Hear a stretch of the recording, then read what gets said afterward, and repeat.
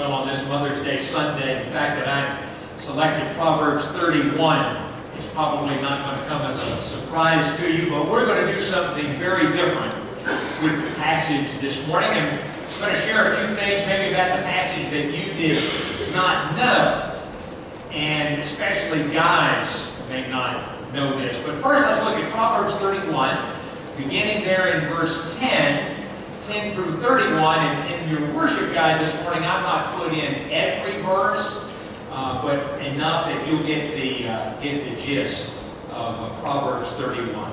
A virtuous woman who can find. She is worth far more than rubies. Her husband has full confidence in her and lacks nothing of value. She brings him good, not harm, all the days of her life. She selects wool and flax and works with either hands. She is like the merchant ships, bringing her food from afar. She gets up while it is still dark. She provides food for her family and portions for her servant girls. She considers a field and buys it. Out of her earnings, she plants a vineyard. She sets about her work vigorously. Her arms are strong for her tasks. She opens her arms to the poor and extends her hands to the needy. When it snows, she has no fear for her household, for all of them are clothed in scarlet. She makes coverings for her bed. She is clothed in fine linen and purple. She is clothed with strength and dignity, and she can laugh at the days to come. She speaks with wisdom. Faithful instruction is on her tongue. She watches over the affairs of her household and does not eat the bread of idleness. Her children rise up and call her blessed. Her husband also, he praises her. Many women do noble things, but you surpass them all. Charm is deceptive, beauty is fleeting, but a woman who fears the Lord is to be praised. Wow. Wow, what a lady in Proverbs 31. So, let me say three quick things about Proverbs 31 that you may not know. Number one is a poem. It is a poem. It's a Hebrew poem, and the way most Hebrew poetry is written, it is written in such a style that each letter of the Hebrew alphabet begins in succession, each line then of the poem. Now, when that all gets shifted and translated over into English, all of that is lost.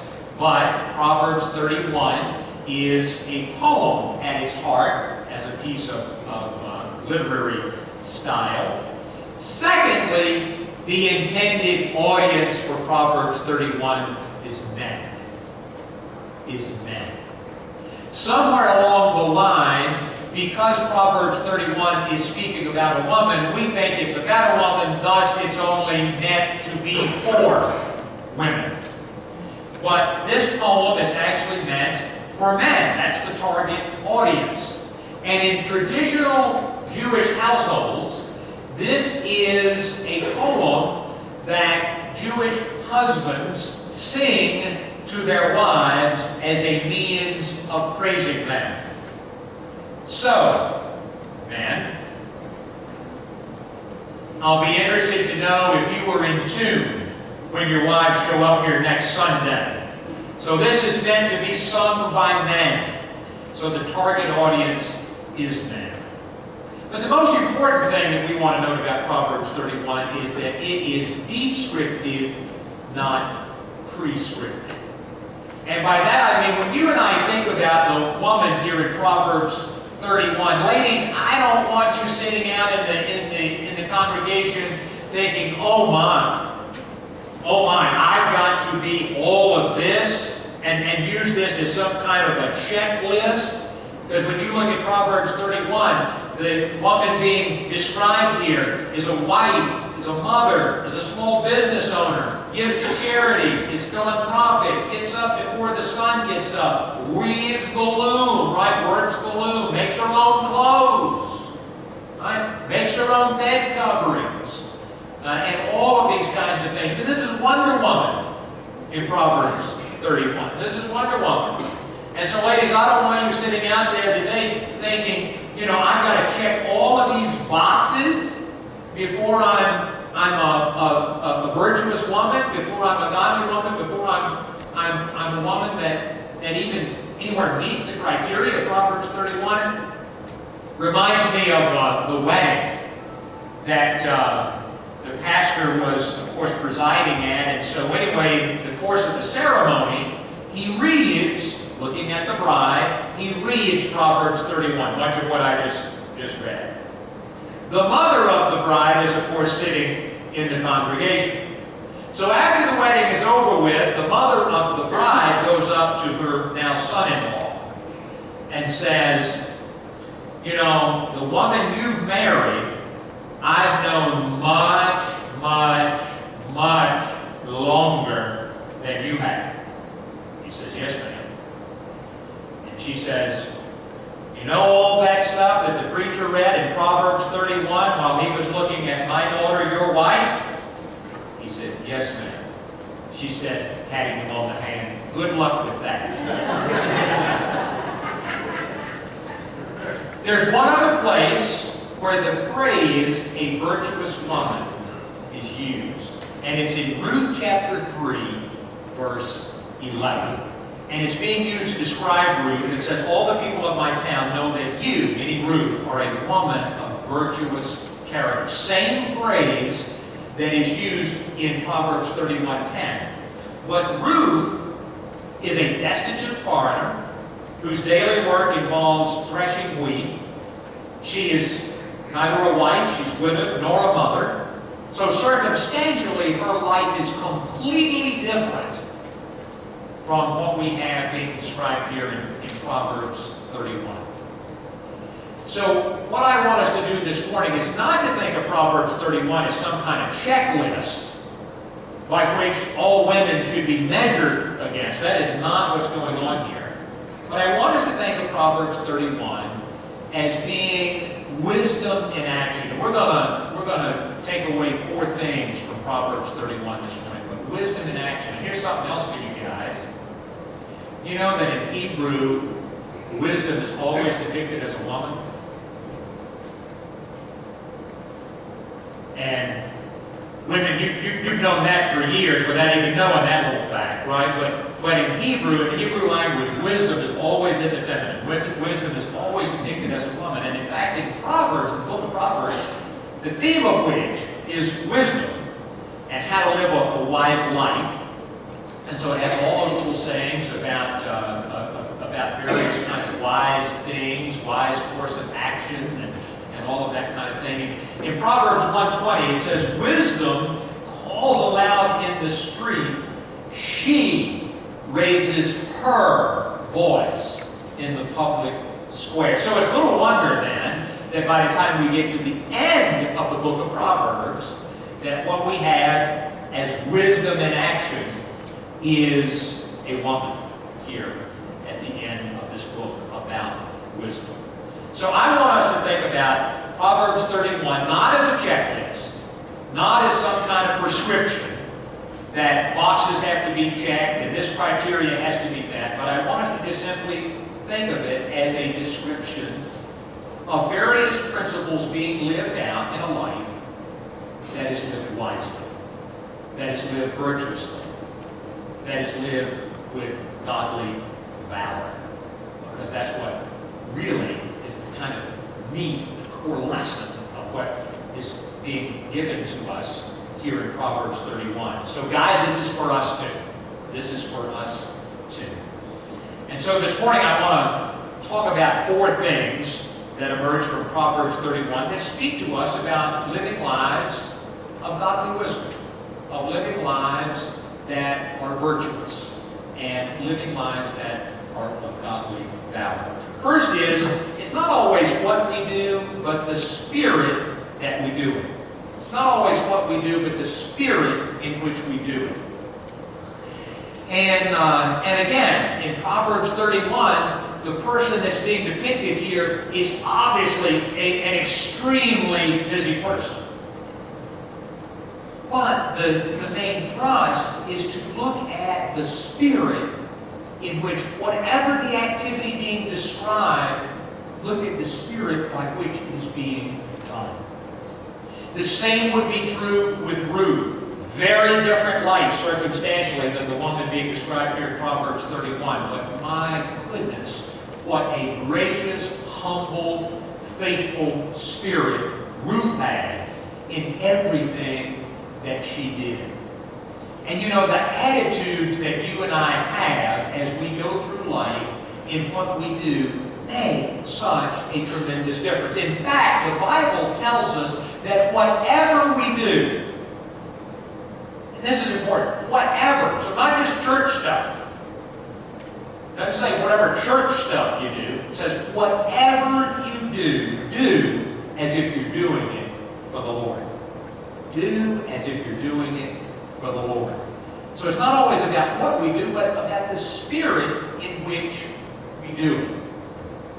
And I don't know about you, but I would rather hang around people, let's just kind of put this in a work setting, I would much rather be a colleague or coworker with somebody who's competent but has an amazing attitude than somebody who's just highly skilled and has a horrible attitude. Attitude makes a huge... I had to say at the 8:45 service because Amelia was on the front pew. I work with somebody who's highly skilled and a great attitude. I'm blessed with folks I get to work with here.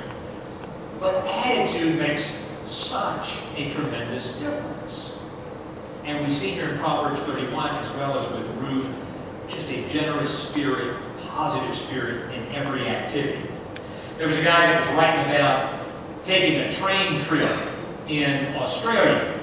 And he writes about that moment that right as the train is leaving the station, we've all been in this, if you've taken Amtrak or if you've ever flown on an airplane, you know that kind of once the plane is taxiing down the runway or when the train is just beginning to kind of slowly move out of the station, you get announcements, right?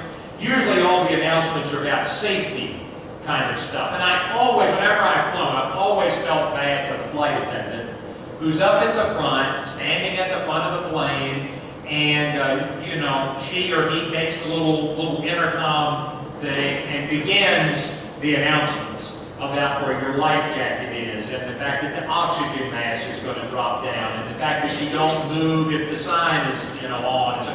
And we all know that in that moment, when these garbled announcements are being made, nobody's paying any attention.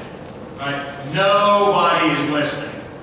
Everybody's like looking in their magazine or reading a book or just kind of starting to doze off a little bit or whatever. Nobody's paying any attention. And so I always feel bad for the flight attendant or the train master when they start doing their announcements and they have nobody's attention. Well, anyway, this guy said something totally different happened to him on his trip when he was down in Australia. And this is what he said. He said, as the train begins to move away from the station, that the train master gets up and he says, "Good morning, ladies and gentlemen and children. This is the 7:35 a.m. from Penrith to Central, and you're pleased to know that we are right on time. This means that we'll get you to where you are going in plenty of time. And oh, what a lovely day it is in Sydney. The sun is shining, the temperature is mild, the birds are singing, and all is right with the world. I trust you have a great day today wherever you're going. Thanks for riding my train. And if there's any way that I can be of service to you, let me know. You have a great day." Okay. He said all of a sudden everybody like perks up. They've never had this energy and excitement and positive spirit before. And these warm fuzzies, you know, about having a great day and birds are singing and sun is shining and all is right with the world. And he said the whole atmosphere of the train just kind of changed because people began looking up, they began laughing, they began smiling, they began talking to each other.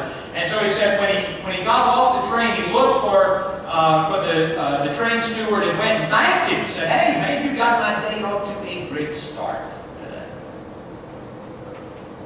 It really does make an impact.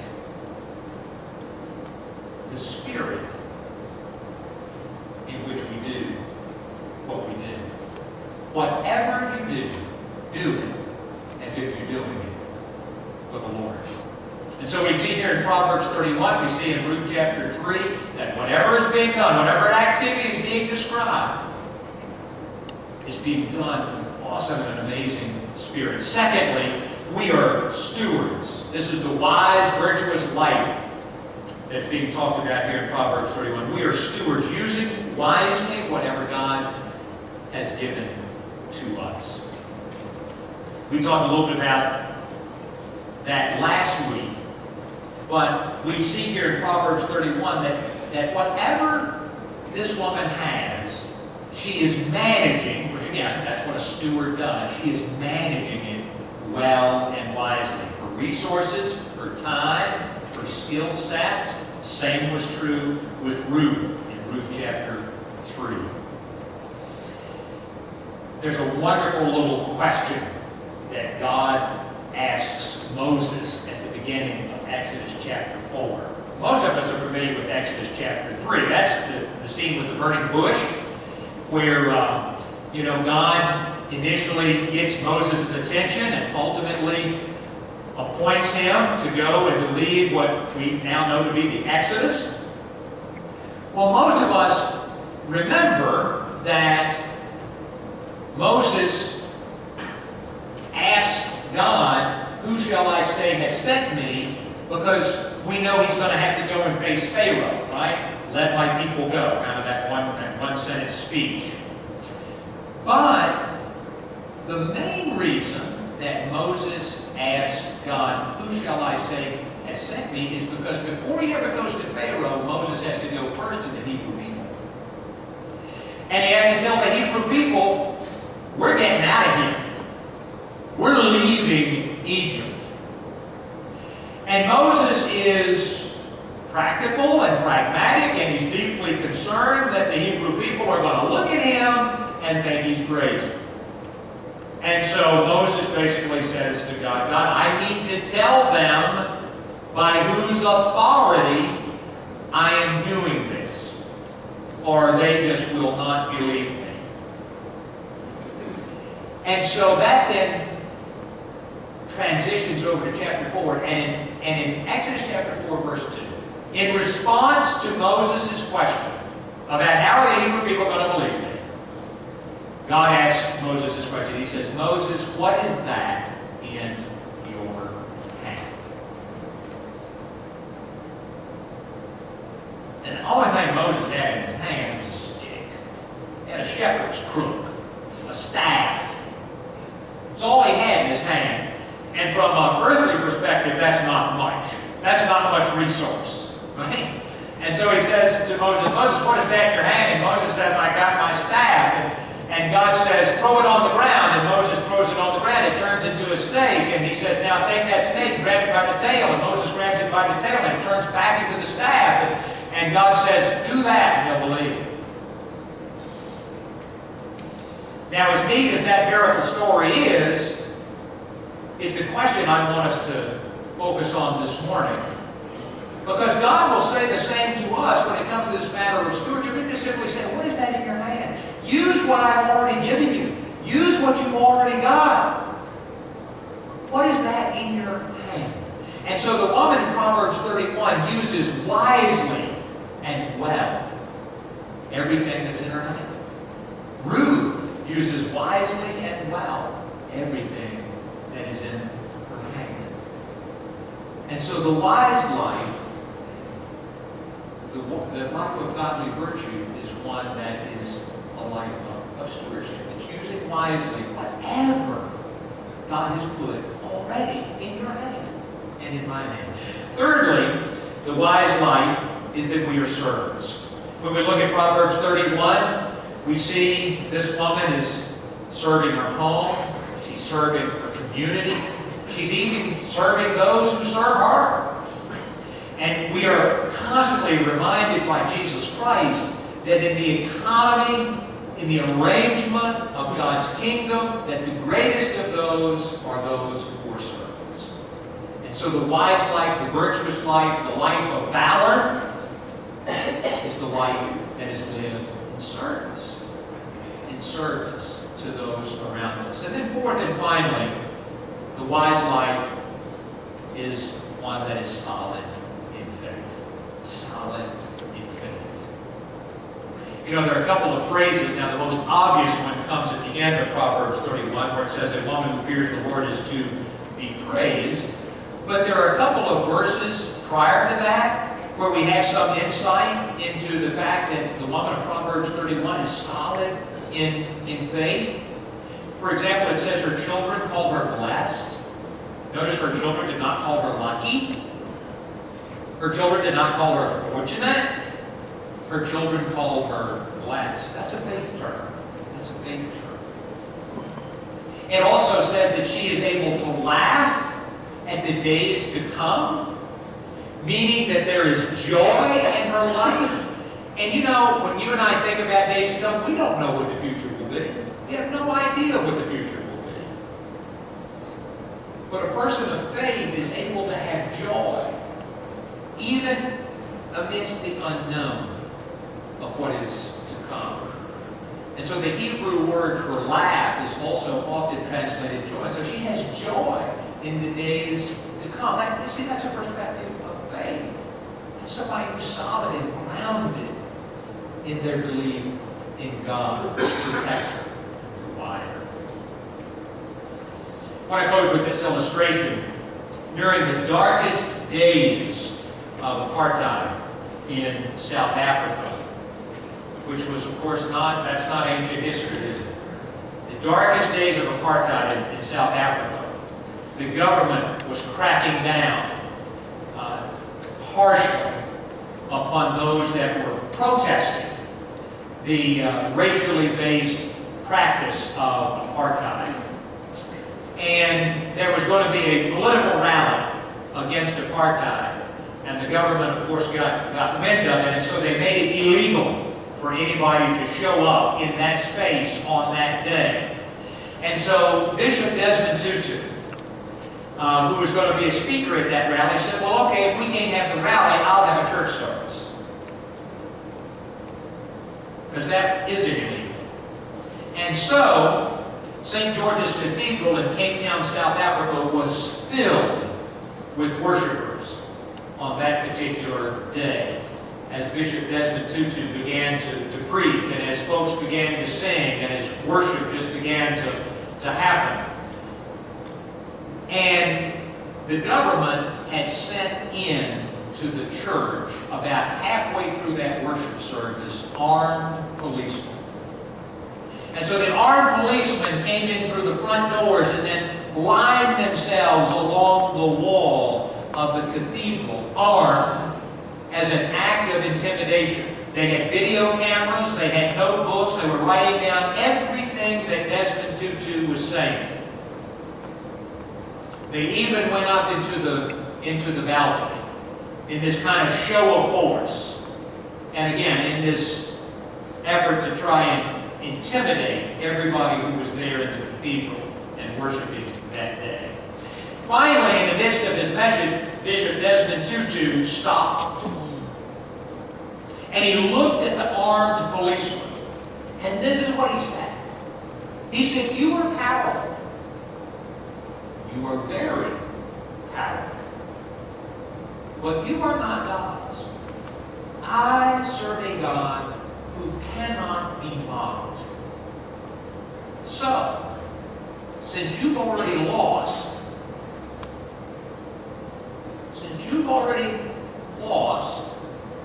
I invite you today to come and join the winning side. And with that, there's just dead silence as Desmond Tutu addressed the policeman directly.